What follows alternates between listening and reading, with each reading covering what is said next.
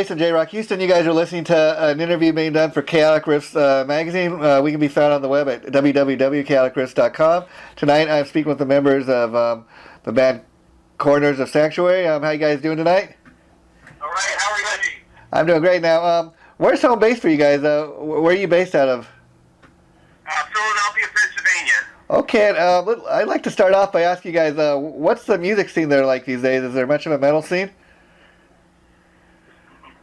I mean, there's some metal, but it's I don't know. You know, I mean, it's definitely it's like a harder core type of metal scene than the stuff that we're doing. But I mean, it's here.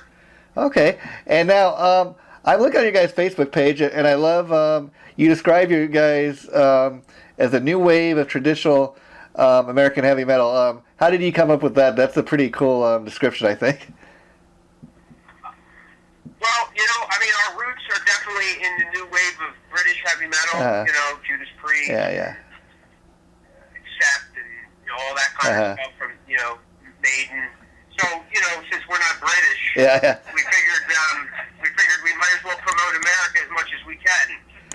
Yeah, okay. And so kind of answered kind of who your influences are, but again, as we speak, I'm looking at your Facebook page. I see you guys have a show come up with a legendary sax, and how excited are you about that? We're pretty pumped up, yeah, for sure. That's this Thursday. We're very excited. And how did that again come up? Did there people reach out to you guys? Was it just a matter of a promoter putting the show together? Well, I mean, we've been playing the area for a few years now, and I mean, so our name's getting out there, and we've been making some connections with different promoters and venues, and we contacted the right people. They contacted us. We've been staying, we stay in connection with people and try to do the shows that we can. And so, do you guys still do you primarily just do shows locally, or do you get to other states? No, we get to other states. I mean, we've been out. We've done Ohio, and we've been to Chicago. We've been in Michigan. KC, New York, Kansas City, New York, Jersey, Delaware, Maryland. I mean, we're primarily an East Coast band, but we've been out Midwest as well. And how did you guys? What year were you guys first formed, and how did you all come together?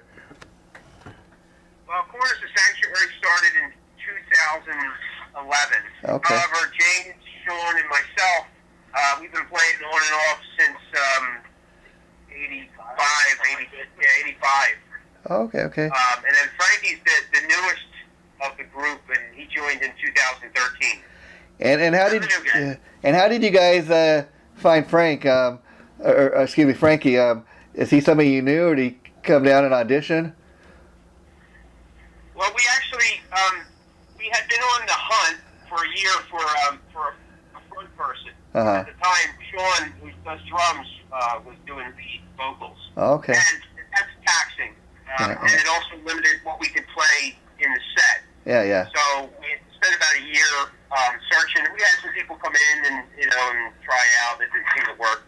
We actually met Frank through a mutual friend who's also a DJ. So he put us in touch with him, and we did one audition, one rehearsal, and booked a string of shows with Frank. and so let me ask you, Frankie, do you still feel like the new guy, or do you feel like you've been part of a band, for a long time now? Well, luckily with these guys, probably the next 10 years I'll feel like the new guy. So, but we're a family. Yeah. They've accepted me as one of their own. And now, let me ask you, Sean. They're saying for a while you were doing both the drumming and the lead singing.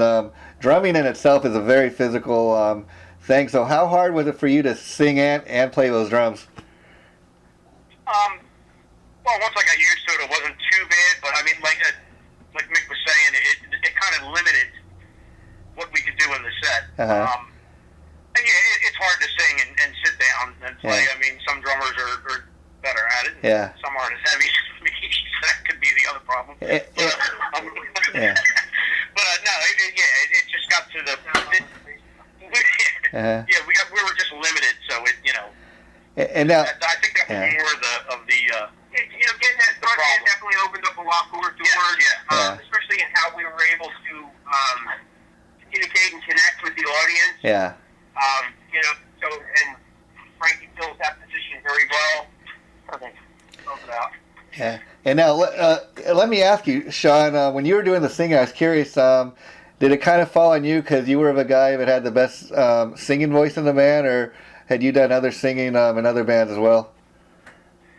I've done a little bit of singing before. I think it was, when we got together, it was kind of just a studio thing Yeah. at the beginning. Okay.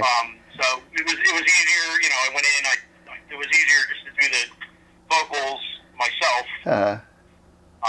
You know, for studio, it works, but we didn't, you know, it just kind of morphed into some more playing out live, and, you know, we didn't want to. And so you guys, like said, having Frankie in the band now, you're able to focus more and really do what you do. But Right. but let me ask you, Sean, since Frank's been in the band, do you find yourself kind of you know, helping him or tell him, you know, this is a way to sing the songs, or you kind of just let him do his thing? No, I mean, he puts his touches on everything. I mean, when he came in, we already had three albums recorded. Okay. So we you know, we kind of had everything done. Yeah. And you know, for Frank at that point, but most of the new album that we were working on, you know, Frank he had a lot of input. So. Okay, and yeah, that's great. So now, the next question I'd love to ask you guys is, I love the name of the band. How did you come up with that, Corners of Sanctuary? Well, there's a twofold meaning to it. Yeah. I mean, the first is, you know, Corners of Sanctuary is a place that anybody can go to kind of be themselves and not worry about like the noise from the outside world, avoid judgment. It's kind of like your Zen place. Okay. It could be anything that you want it to be. Yeah. It could be, you know, sitting in a chair. It could be running outside, exercising, swimming, listening to the Corners of Sanctuary music, whatever. You know, part of as a team effort here, you know, the music is part of our Corner of Sanctuary. And then the other side, it has a dual meaning in the martial arts. A Corner of Sanctuary is a place that you can go to avoid being hit. You can hit your opponent, but you can't get hit. So again, it's that relationship between the safe zone for somebody. Oh, okay, cool. And are any of you guys much into martial arts? Do you practice it, or is it just something that you kind of follow? I read about the martial arts a little bit. Okay. And I was kind of interested in asking each of you guys. Do you have, like you said, for you it's music, but do you guys all have your own kind of sanctuary, something that you like to go to, something that makes you feel, you know, safe, or what, if you know what I mean? I'm sure that we do.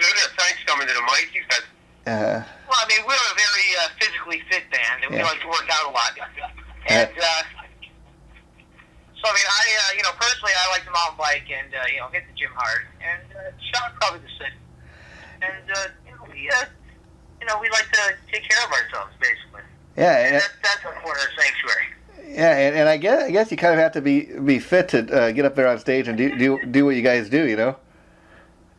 Oh, absolutely. I mean, you know, we give it 120%. So. Oh, okay. Although make you expect 150 out of us, so yeah. Yeah. And so let me ask you, for people that somebody's never heard of your band before, how would you guys describe the sounding? I guess we said traditional American heavy metal. Who would you say are some of the bands that you think you kind of sound like? Go by more what we've heard. I mean, you know, we've heard anything from. We've heard everything from, you know, we sound like Judas Priest to AC/DC, Sammy Hagar, and ZZ Top. Wow. We've heard that we sound like we got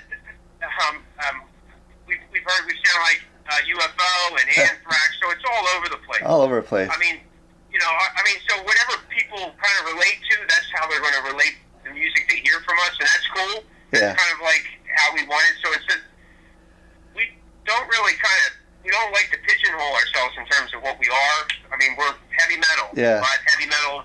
for us doesn't necessarily mean what heavy metal is today. So whatever people works, but our influences are that old school stuff.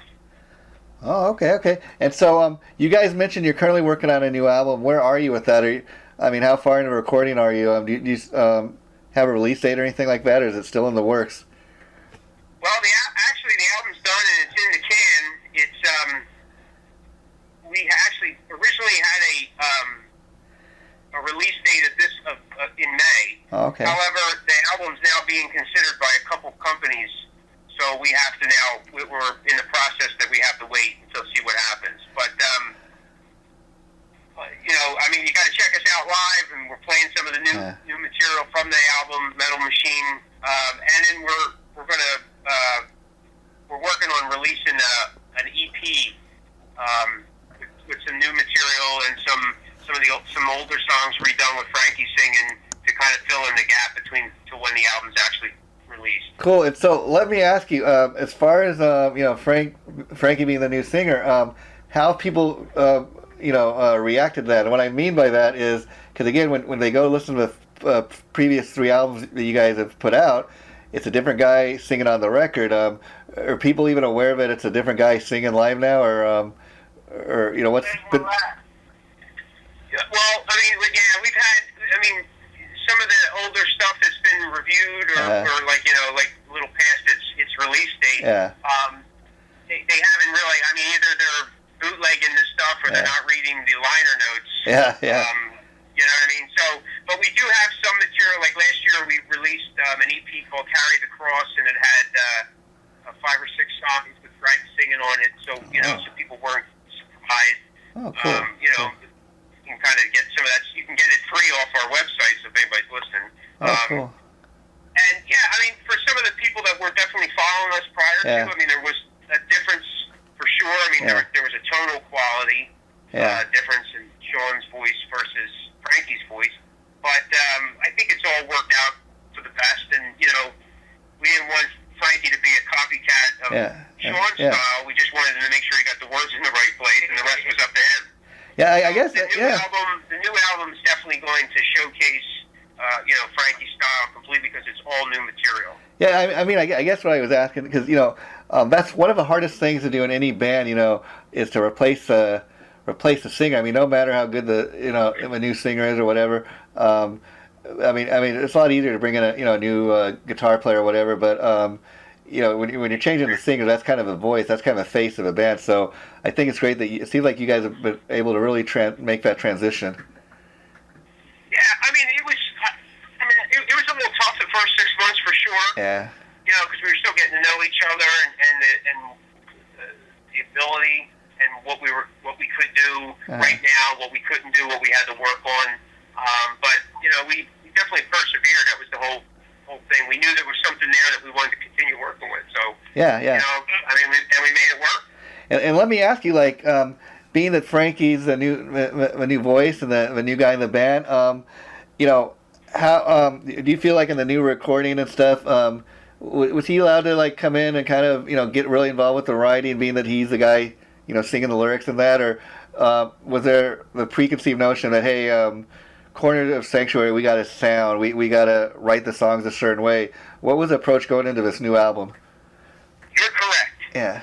Well, it was a twofold thing for sure. Yeah. Frank, do you want to say anything? Yeah. No, it was a twofold thing. We definitely had a formula going that in terms of the sound that we were trying to achieve. Yeah. However, with the delivery of the vocals and stuff like that, that was pretty much we wanted Frank's style to come out. Yeah, that's. Frank actually got to write lyrics for one of the songs, so he contributed there, which really actually saved the song in our opinion.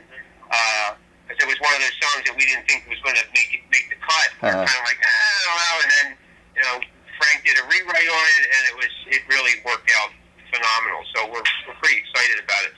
And that's another reason why we want to get some of the older material re-recorded. Some of our the songs that we're doing live that seem to get a good response with Frank singing, and because it's just it just benefits us. Yeah. Oh, how cool is that? Now, as far as writing goes, or even like you said, the songs that that get picked to end up on the album. What's the process like? I mean, does everybody have to agree? Okay, these are the 10 songs we're going to put on the album. Every member of the band has to like the song, or do you kind of just whoever the songs that get the most votes, or how does that work?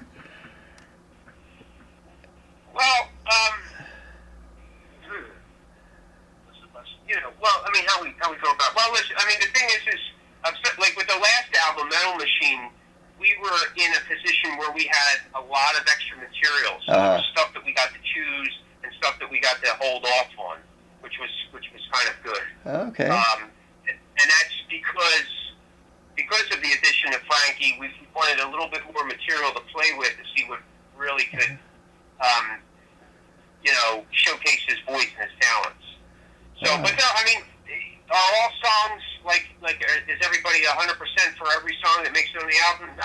No. Yeah. That doesn't mean that it's bad. It's just some people may feel one song may be stronger than the other. Yeah. And we talk to each other saying that not every song is going to be the big hit, and we're from an era that they used to put filler songs in. Yeah. They were good songs, but they were songs that maybe wouldn't go live or anything like that. So, and there's nothing wrong with that. You need those type of songs to round out an album.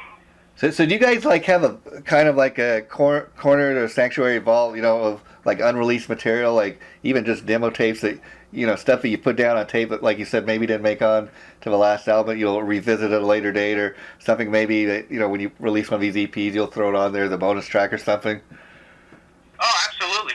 We have stuff like that. I mean, we've had a handful of EPs that come out, and we've had some songs that only came out on the EPs. They haven't been on the album. Like Only One, that's a song that's been on a couple EPs because it's been redone a few times. Okay. But it's never been on an album, and it's one of our staples of live. And there's a handful of songs, but and we have some stuff, just rough recordings, and then stuff that we did full blown recordings. We just keep it around and see what happens with it, rework it. And as far as the new album, I was curious, like when you guys recorded it, was everybody in the room together recording like as a live band? Did everybody record their parts separately and you kind of piece the thing together, which is, I understand, the modern way of doing things these days? We do, to lay all the guide tracks, drums and guitar laid first, and they're done at the same time. We've always done it that way. It's kind of how we've been doing it the past 30-some years. It's just the way we were schooled. And then we bring in the bass and vocals are done last. Okay. And now, Mick, I see that you're the sole guitar player in the band. I was curious if you've ever played with a second guitar player. Do you prefer being the only guitar player in the band? I spent my entire career prior to Corners of Sanctuary working with the second guitar player. Okay. And I was primarily the rhythm guy. Okay. And I was very content with that. Lead is something that's still kind of new to me, and it's foreign territory. I struggle with it in terms of wanting to do it and not wanting to do it. And but I have fun with it. And our albums are actually written rhythmically for two guitar players, because that's what I was used to writing for. Okay. Our layered guitars, and it's designed that way. When we play live, it's a stripped down, rawer delivery of the music, and it's designed that way as well. So, we talked about adding a second guitar player to fill in some of those gaps. But we go on. Frankie actually plays guitar, so maybe someday. Okay. He'll be up there and do house main rhythm. And being that both me and Mick are both left-handed, it would be kind of cool. Oh wow! That's kind of interesting. And so like when you're recording, do you have to record the I'd imagine the lead parts and the rhythm parts separately? Yes, I mean, again, look, we're from an old school. Yeah. You try to keep it as clean as you possibly can. So we'll lay down the bass rhythm, and then we'll lay down an accent rhythm, and then we'll lay down like backing rhythms, so that there's sometimes a cross rhythm going on, and a melody, and then leads are done later on. And so, like you mentioned from this new album, but you kind of have a couple of labels interested. Are these? I know you can't give us names, but are these like major labels, or what'll be the deciding factor as far as who you go with? Just kind of, I guess, who has the best offer. Yeah, I mean, what's best for the music in a sense. Yeah.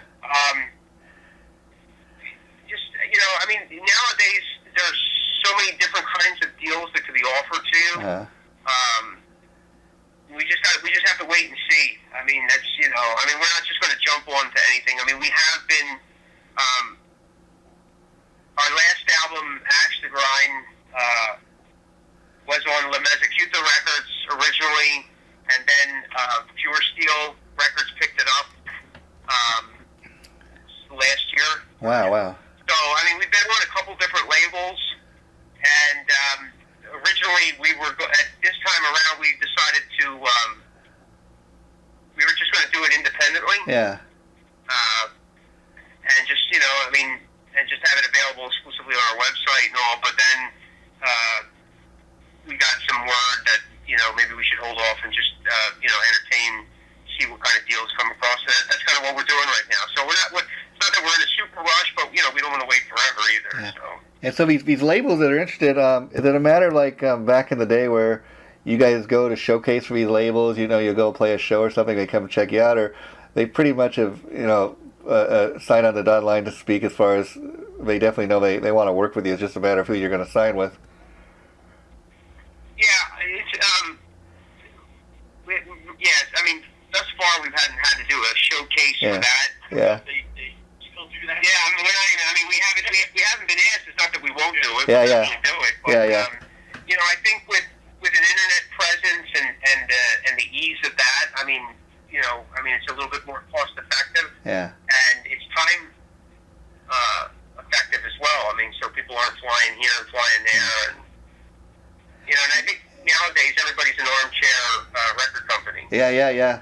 And talk about the power of the internet, because again, you guys are a band from Philadelphia, and I got to be honest, I never heard of a band until your publicist turned me on to you guys, and I checked out the stuff, and I thought some music you had up on your site was pretty cool sounding. And it's kind of what I really love about what I do is I get the opportunity to get turned on to different bands I might not otherwise get turned on to, and then kind of spread the word. How is the internet working for you guys as far as, I mean, you must have people visiting your Facebook page and leaving comments and stuff. I mean, how involved is the band with that? I think we're pretty vigilant on it, again, not to keep repeating it, but we're from an era when that didn't exist. Yeah. So, we've had to learn it as well over the past 4 or 5 years. Yeah. And make it a part of the package. With learning the new industry as well, the new music industry. So it's definitely been a plus for us. I mean, there's some downsides to it, like with all bands, but you got to take the good with the bad. Yeah. And bad with the good, whatever you want to look at it like. But the music is definitely more accessible, and areas of the world are more accessible than they were. Yeah. In '87, it took you forever to get a cassette tape to Jersey, just from Philly. Yeah, I mean, it must trip you out that again, you guys are from Philadelphia, and I imagine you get emails from people like in Japan and parts of the world that you guys haven't even played, or just think about that for a minute, that somebody's on the other side of the world, listening to our band, and we've never even played that country or whatever. That's got to trip you out sometimes. Yeah, it's awesome. It really is. That's the upside. Yeah, it's a cool thing. Yeah. The ability to get your stuff played, different countries. Yeah. Sometimes we release something within 3 days. It's already. Yeah. Yeah, the rotation of That would have taken a year. Yeah. I mean, so these, and then the downside is, outside of people pirating your stuff and whatnot, Yeah. but, at this point, it's still getting you out there. Yeah. The downside is there's so much of it now. you can easily get lost. Yeah. I mean, and so you have to stay somewhat vigilant. But then, at the end of the day, it really comes down to the quality of the music. That's why when you asked us about the record thing, and I said what's best for the music is what we'll go with, not necessarily us as individuals. Yeah. And the cool thing about, talking to a band like you guys is, you got a publicist that who helped set up the interview and stuff, but I kind of really get the feeling that you guys are really involved. Like you said, you go on the Facebook and you read the messages and stuff that people leave, and you write them back, and that's a lot more important to me as opposed to having like a PR team that's answering all your fan mail and stuff. I mean, I think the more involved you are with that, and the more involved you guys are with the self-promotion, you're going a lot farther than having some PR guy in an office that's got 20 different bands that he's working with, promoting your band. Because if you're promoting what you guys do, more people are going to know more about it, if you know what I mean. Right, absolutely. We agree. I mean, we are involved in all the aspects of what we do. Yeah. James and I do a majority of the show booking. I mean, we manage ourselves, and we adhere to certain guidelines. And I mean, you need assistance where you can. I mean, you can't do things alone. But you do as much as you can because you're the one at the end of the day that really cares the most. Yeah. It affects us greatly. So we don't want anybody putting anything out there that isn't necessarily what we feel or what we believe or how we want to portray. So. Yeah, and that's what I think is so great about being in a position where you guys are. Like you said, well, we'll sign with the label, not necessarily it's the best for us individually, but what's best for the music. Because again, a lot of bands, they release their own music independently, and I think the cool thing about that too is that it allows you the opportunity to not only get your music out there, but stay in control of your music. You don't necessarily have a guy at the label telling you know what, I don't hear a single, go back and write me something or commercial. And that allows you also the opportunity to kind of stay true to your sound and not have some outsider come in and try to change what the band's about. Exactly. Yeah. That's one of the reasons why we don't kind of put ourselves in a genre specific category, because we're looking at it on a grander scale per se. I mean, we don't want to get locked in there. Well, you have to write like this all the time, and if you don't, you're going to lose your fan base, and they want to hear that one song over and over again. Yeah. I mean, that's why like back in the 90s they had these cookie cruncher bands where they were signing bands like Nirvana. Nirvana was a popular thing, and so then all of a sudden you have 100 Nirvana influenced bands. But the thing with that is again, they're just trying to copycat one successful band, and I mean, even like a band like you guys, I'm looking at the Facebook page, you look like a pretty cool looking bunch of guys, but if all the band was about was looking cool, you wouldn't go very far. I mean, you got, like any successful band, you gotta have a look, a certain amount of luck, a certain amount of talent, but to me, any band that's worth their weight, you gotta have the talent, obviously, you gotta have the songs. Songwriting to me is always a big part of it. So I was curious, how involved is everybody in the band in the songwriting?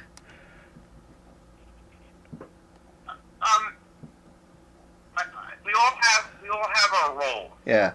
We'll start out with that. Somebody will come to the table with an idea. Uh-huh. It could be a piece. It could be an entire song. Yeah. But that doesn't necessarily mean that that's going to be the final piece. Yeah. Because that's not Corner's Sanctuary. It's the beginning. So then it's brought into rehearsal, and we'll run through that a few times. Sean will add his part, Shane will add his part, and and we get it to a point that this is Corner's Sanctuary. Yeah. And from there, everything else starts to take shape and form. I mean, that the words come, and then the placement, and then what we're trying to achieve. Is there a theme or a certain sound or something like that? So it may start with one person, but by the end, it's an entire band effort again, because it is the music. The music outweighs the individual here, kind of like the whole score character. Yeah, because in talking to all you guys, I mean, first of all, I think it's pretty cool that initially the interview was set up for me to interview, just Mick. But I got to tell you guys, first of all, I love. I believe everybody in a band, brings something to the picture. Everybody in in any given band, they have their story to tell. And I think it's cool that like initially the interview was set up with Mick, and he said, you know what, I'm going to be with other guys. The other guys are going to join in the interview. That's a cool thing to me because typically in a lot of bands, you have one or two guys. We're the front man. We're the guys that do the talking. The other guys don't do interviews.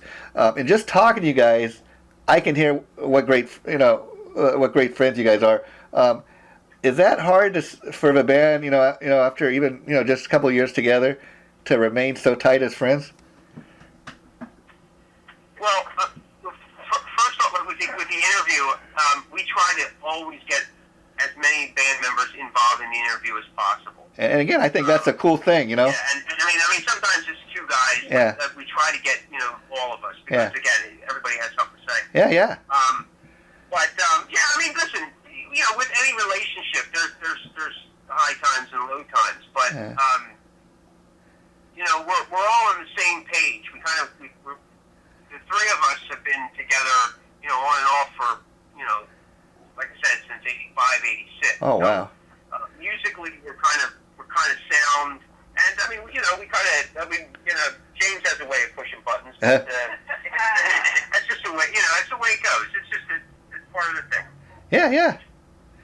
It's part of what makes up a band. That's part of what he brings to the picture. But it would be the same band if you take him out and bring somebody else in. Yeah, it would be. And I mean, I just want to we'll say this on air. James was just named one of the top 20 bass players from Rockwire Magazine. Oh, cool. That'll be coming out in the June issue. So we're pretty excited for him. Oh, congratulations on that, James. How does that feel? Good. Yeah. Well, yeah. It's always nice to recognize. Yeah, and how cool is that of your bandmate? During this interview to kind of make note of it. That I think again that's cool. But you guys, I can really hear the camaraderie in the band, and you don't see that too much these days. They just really want to embarrass me and break my balls. Well, they're recognizing your talent, my friend. And the last thing I want to ask is, I noticed seeing the logo is pretty cool looking. Is there somebody in the band that's an artist? Did somebody design that? I'm gonna say, we have a great artist in the band. His name is. We have an art department. Okay, we'll leave it at that. So, I really enjoyed talking to you guys. Before I let you go, is there anything else you want to say to all the people listening to this? I mean, maybe we can run down. Listen, if you're interested, check us out at www.cornersofsanctuary.com, and you can check out some videos and download some free music, and you can purchase some other stuff from our catalog, and we have T-shirts, and there's our tour dates, and you can link to all our social networks and connect to us. You can sign up for our newsletter that we send out once a month, and we're playing with Saxon this Thursday night in Reading, PA, and we'll be in Jersey in the coming weeks, and we're heading up to Connecticut at the end of June. So, and then I think we're doing some Virginia, North Carolina dates in July, and we're at the Wrecking Ball Metal Fest in Philly in October. So we got some stuff coming up. Oh, so check wow. us out. Visit us on the website. Send us an email. We like getting mail. So once you guys get some more details on the album release, you'll be putting that up on the web, I imagine, right? Absolutely. We do have the album. The album cover has released. It's on our website. Okay. It's on our Facebook page as well, so you can check that out. Okay. But yeah, we're pretty excited. The album, when it does come out, it's going to have 12 brand new songs, and we're pumped. Well, that's cool. And let me just, before I let you guys go, say, once again, it's been great talking to you. I really enjoyed talking to you, and all the luck in the world with you guys in the future, and I hope you enjoy getting the opportunity to open up for Saxon. I was curious if you ever met any of the guys, or do you think you guys will get the opportunity to meet them the night you guys open for them? I don't think so. Yeah. It really depends. I mean, it depends on when they actually come in, but I have a couple albums, and so does Sean, and James has a bass that we're looking to get all autographed. So we'll muscle our way in there for sure.